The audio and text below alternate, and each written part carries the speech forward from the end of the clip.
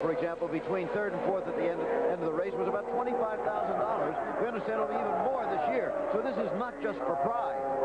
But it's a lot of pride involved here, and Gary Bettenhausen really wants to be able to do it. Gordon Johncock, of course, has won this race before, but Gary Bettenhausen would love to finish ahead of him right now and pick up that extra money. It would be tremendous for him.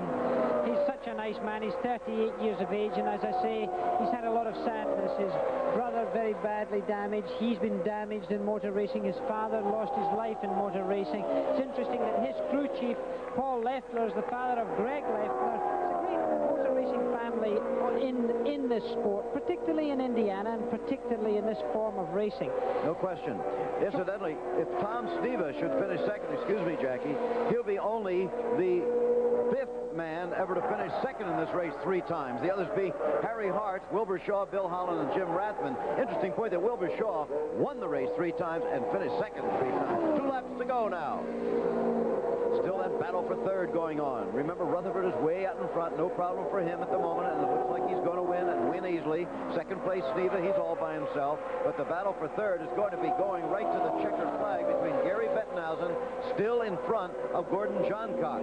Johncock might be saving a NASCAR-type slingshot move, perhaps. I bet you he is. I bet he's thinking a lot about it right now. He's really filling the mirrors of Gary, and it seemed that he closed right up right there, and he got a little bit loose also.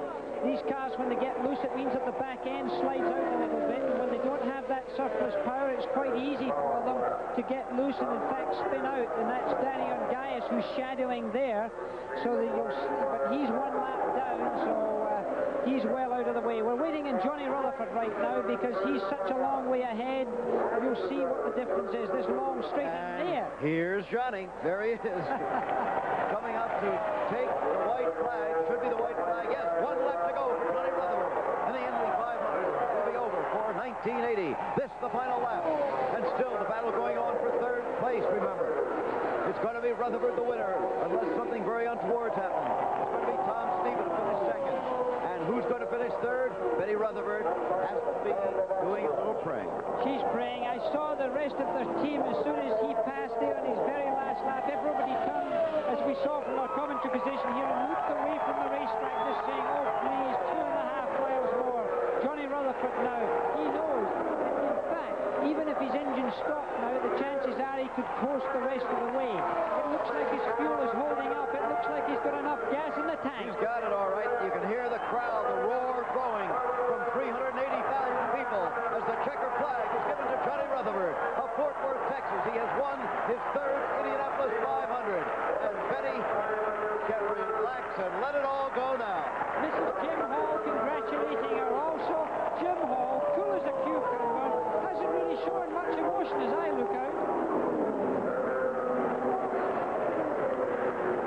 And here comes Sneva, Tom Sneva in the back there in the yellow car. Oh, it's Ongaias hit the wall, but the battle for third is coming to the finish line. And Johncock's making his move.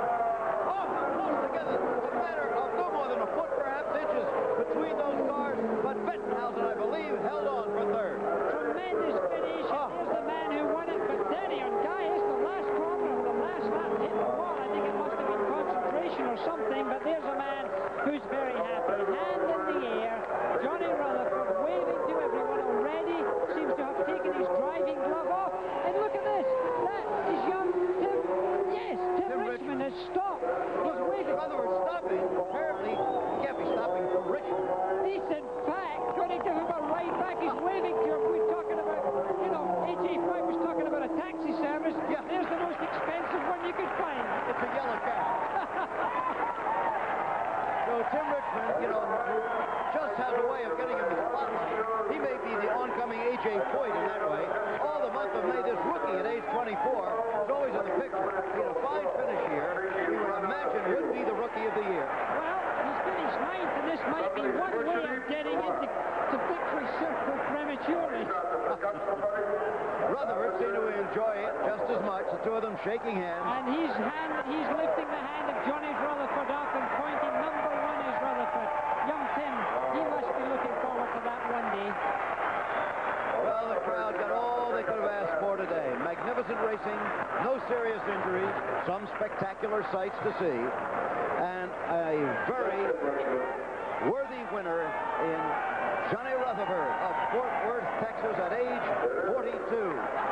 Betty will be waiting in victory lane. So will be Bill Fleming, who will have a word with the winner for us as it's pushed up in here for the traditional bottle of milk that they give at Indy instead of champagne as you're used to in Europe, Jackie. But Rutherford has done it again. Stay with us to meet the winner.